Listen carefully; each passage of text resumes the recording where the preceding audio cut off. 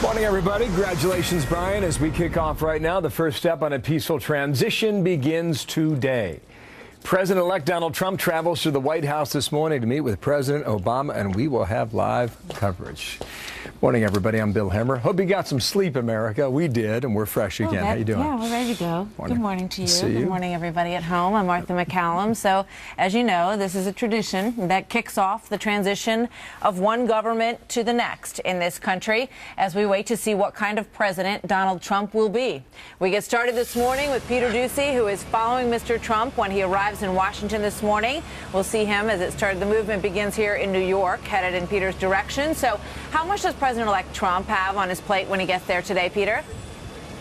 Martha, President-elect Trump has talked for months about draining the swamp in Washington, D.C., and this is his first trip to that swamp since winning the election on Tuesday. So that means it's also going to be his first chance to check out the new workspace and new residence at the White House. And we are about 2.5 hours away now from seeing two men who have exhaustively attacked each other over the last several months actually talk in person instead of through the press. That's President Obama and President-elect Trump. Trump has targeted Obama's leadership style and just about everything that he's done for years. But it goes both ways. Just on Sunday, Obama was making fun of Trump for having his Twitter account temporarily taken over by staff. During the campaign, President Obama was also regularly dismissive of Trump's chances to win the presidency, mentioning several times that world leaders were asking him about the prospects of a Trump administration. And Obama says he basically just shrugged them off because he didn't think it was going to happen.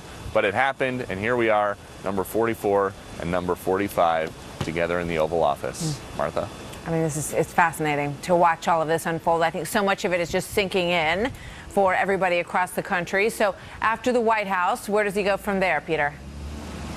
He's going to have lunch with one of the leaders here on Capitol Hill that he needs to work with, that he needs help from to get his ambitious agenda rolling, and that is Speaker of the House Paul Ryan. They're going to meet here on Capitol Hill at the Capitol Hill Club, which is a hangout for GOP lawmakers. Our senior producer on Capitol Hill, Chad Pergram, points out there's already a time-sensitive issue the two may need to discuss, and that is the debt limit. Ryan may want to talk about certain deals to see how long they extend it for before anybody has to talk about going off the cliff. Trump also needs Ryan for things like repealing Obamacare and probably even building the wall. There are many things, though, obviously, that Trump has talked about, and many in D.C. here expect him to really want to get rolling on it as soon as he takes over, because he doesn't have to worry about any Democratic majorities in Congress come January. Very Martha? extraordinary position that he's in, and we'll see how he seizes it to take advantage of that position. Peter, thank you very much. So then another stage of the changing of the guard. Vice President Joe Biden inviting Vice President-elect Mike Pence to dinner,